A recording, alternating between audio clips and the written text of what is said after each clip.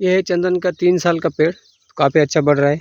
तो आज हम एक विषय पर चर्चा करेंगे, उससे पहले मैं आपको एक कहानी बताना चाहता हूँ। तो 10 साल पहले की बात है, एक आदमी था जिसे ज़मीन खरीदनी थी। तो उसने ज़मीन देखी, लेकिन उसको कहीं अच्छी ज़मीन नहीं मिली जिसमें ज़्यादा फसल ले सके और मुनाफ़ा कमा सके। लेकिन उसे एक जगह पर ऐसी ज़मीन मिली जो पथरीली थी, जिसमें ज़्यादा मुनाफ़ा नहीं आ सकता था, फसल अच्छी नहीं आ सकती थी। तो उसने सोचा लूँ या ना लूँ, लेकिन उसने सोचा चलो ले ही लेते।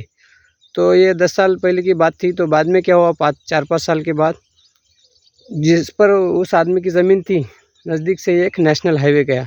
तो नेशनल हाईवे जाने की वजह से इस आदमी को बहुत ही ज़्यादा मात्रा में पैसे मिले और वो आदमी बन गया रातों रात करोड़पति। अभी कहानी सुनाने का मतलब ये है कि ये हमारे खेती में भी हो सकता है। जैसे अभी ये चंदन का पेड़ देख रहे हैं, अभी ये 12-15 साल के बाद इसको हम बेचेंगे, पैसा मिलेगा। जब मिलेगा तब हम लखपति करोड़पति, जितने आपने पेड़ लगाए उस हिसाब से आप बन सकते हो। 10 लगाए तो लखपति बनेंगे, 100 लगाए, 1000 लगाए तो आप करोड़पति बन सकते हो। और वो अभी तक बेचा नहीं है, लेकिन उसकी कीमत है, आपको उसके लिए रखवाली करनी पड़ेगी, चंदन की देखभाल करनी पड़ेगी। वो आगे की बात है। लेकिन अभी हमारे जो भारत में है, बहुत सारी जो प्रोजेक्ट है वो इधर-उधर चलते रहते हैं। जैसे कि कहीं डैम बनाना है, धरन बनाना है बड़ा, या कहीं पे कोई एयरपोर्ट बनाना है, या कोई कंपनी खड़ी करनी है। तो ऐसा कुछ भी हो सकता है, रातों रात सरकार के निर्णय बदल सकते हैं और आपकी जहाँ पर ज़मीन है वहाँ पर ऐसे प्रोजेक्ट आ सकते हैं। तो आपको चंदन बेचने से पहले ही बहुत सारे पैसे इसके मिल सकते हैं।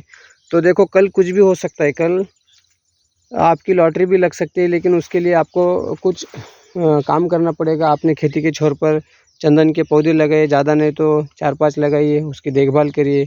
कुछ ना कुछ दिन के बाद तो आपका कुछ ना कुछ तो फ़ायदा होगा ही, और कम से कम पेड़ लगाने का एक आपको आनंद तो मिल सकता है।